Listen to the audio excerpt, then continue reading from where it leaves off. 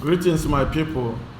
See, today I want to talk about overloading of electrical socket and its effect.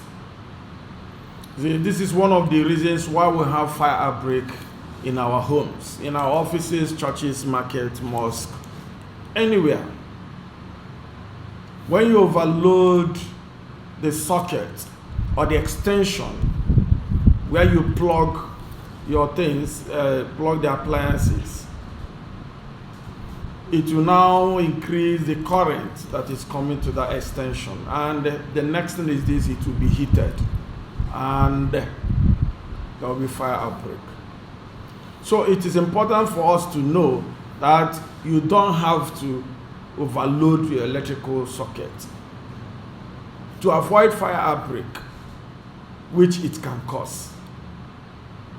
You try as much as you can to get more extension for you to fix or plug your electrical appliances.